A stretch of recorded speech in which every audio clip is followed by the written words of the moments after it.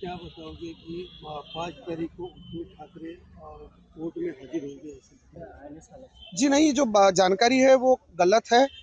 जो जानकारी ये भी आ रही थी कि सम्माननीय उद्धव बाला साहब ठाकरे जी को समन्स निकला है। पहले तो ये समझ लेना होगा, ये चीज़ हमें ध्यान में रखनी होगी कि कोई भी व्यक्ति जब कोर्ट के सामने बार बार अनुपस्थित होता है, केवल उसी एक सर्कमस्टांसेस में उससे समन्स निकाले जाते हैं। इस मामले में ऐसा कुछ नहीं है।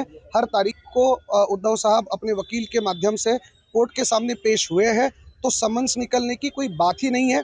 5 तारीख को 313 सेक्शन जो है सीआरपीसी का, उसके तहत उनकी साक्ष्य होनी है और वो वीडियो कॉन्फ्रेंसिंग के द्वारा होगी। इसके लिए कोर्ट के सामने अर्जी भी दे दी गई है। ये कितने तारीख को गए टाइम पे सुनावनी हुई थी और उस टाइम पे जो सूचना दी गई थी, क्या सूचना दी गई?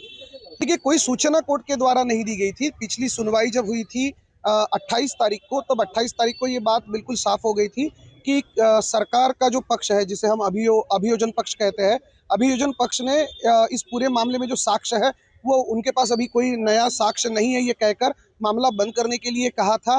वो चीज़ हो गई है और उसके बाद की जो प्रोसीजर होती है सेक्शन 313 की, जिसमें आरोपी खुद अपना बयान कोर्ट के सामने दर्ज करवाता है, कोर्ट उनसे सवाल पूछता है लिखित में, जिसका जवाब दिया जाता है।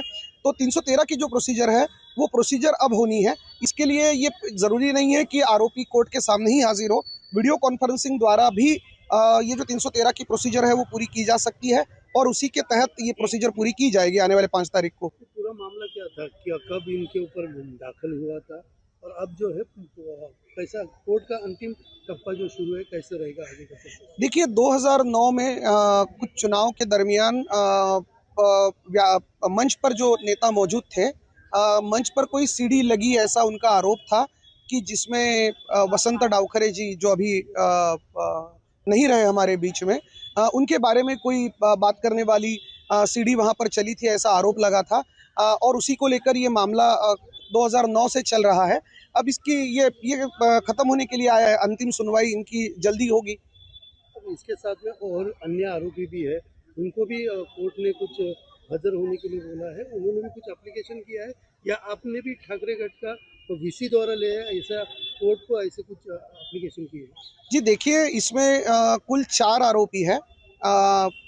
आनंद परांजपे जी हैं, उसके बाद में एकनाथ शिंदे जी हैं, फिर उद्धव बाला साहब ठाकरे जी हैं और एक देवड़ेकर करके यहाँ के स्थानीय शिवसेना शिंदे गुट के जो नेता है, वो है। ऐसे 4 आरोपी है।